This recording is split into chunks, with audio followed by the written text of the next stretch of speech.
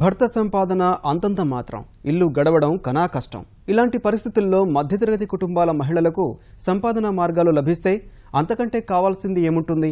వేడి నీళ్లకు చన్నీళ్లు తోడైనట్లు భర్త తెచ్చే ఆదాయానికి భార్యల సంపాదన జతకలిస్తే ఇక ఆ ఇంట్లో సుఖ సంతోషాలు వెల్లివరిస్తాయి. అలాంటి అవకాశాన్ని అందిపుచ్చుకున్న కడప మహిళలు జీవితాల్లో వెలుగులు నింపుకుంటున్నారు.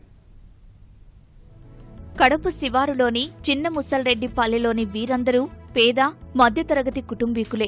భర్తల సంపాదనపై ఆధారపడి జీవించేవారు. అలాంటి మహిళలకు చేయూతనిచ్చి వారి కాళ్లపై వారు నిలబడే విధంగా చేసేందుకు దాస్ స్వచ్ఛంద సంస్థ ముందుకు వచ్చింది.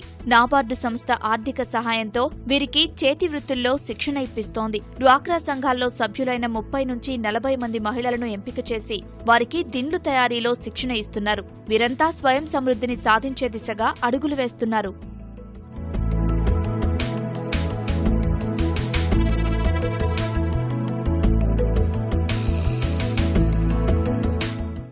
హైదరాబాద్ నుంచి ప్రత్యేకంగా శిక్షకులను పిలిపించి శిక్షణా కార్యక్రమాన్ని నిర్వహిస్తున్నారు. పలు రకాల దిండ్లతో పాటు పసికందుల కోసం వాడే చిన్న పరుపుల తయారీలో మహిళలకు శిక్షణ ఇస్తున్నారు. దిండ్లపై రంగులతో డిజైన్లు వేసే విధానాన్ని నేర్పిస్తున్నారు. మార్కెట్లో వీటికి డిమాండ్ ఎక్కువగా ఉండటంతో ఆదాయమూ బాగానే ఉంటోంది. ఇంటి పట్టునే ఉంటూ నెలకు వేలకు వేలు సంపాదించే అవకాశం రావడంతో మహిళలు ఉత్సాహంగా ఆసక్తి చూపుతున్నారు.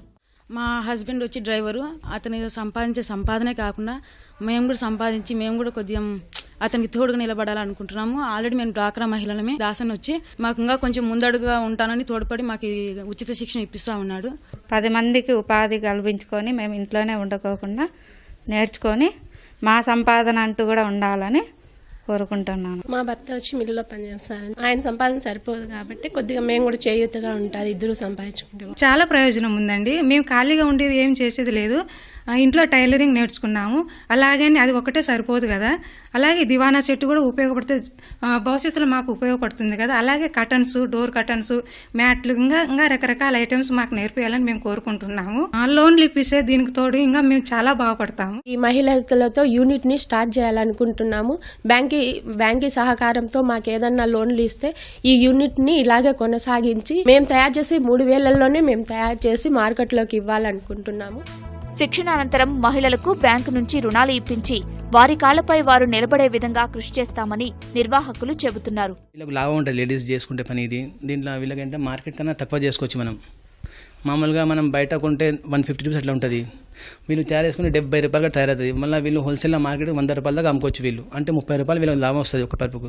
అంటే వీళ్ళకు బ్యాంక్స్ లోన్ ఇస్తే వీళ్ళు సొంతంగా చేసుకుని బయట అమ్ముకునే లాభం ఎక్కువ ఉంటుంది అన్నమాట. శిక్షణ అనంతరము సిఎంఆర్ పల్లెలో ఒక యూనిట్ లాగా చేయాలని మేము మనస్ఫూర్తిగా కోరుకుంటున్నాము. ఇది కంపల్సరీ సక్సెస్ అవుతుంది. మార్కెట్లో ఇంతి అనే బ్రాండ్ పేరు పైన వస్తుంది. ఇది గవర్నమెంట్ ఈ బ్రాండ్ను ముందుకు తీసుకోవాల్సిందిగా మేము మనస్ఫూర్తిగా కోరుకుంటున్నాము.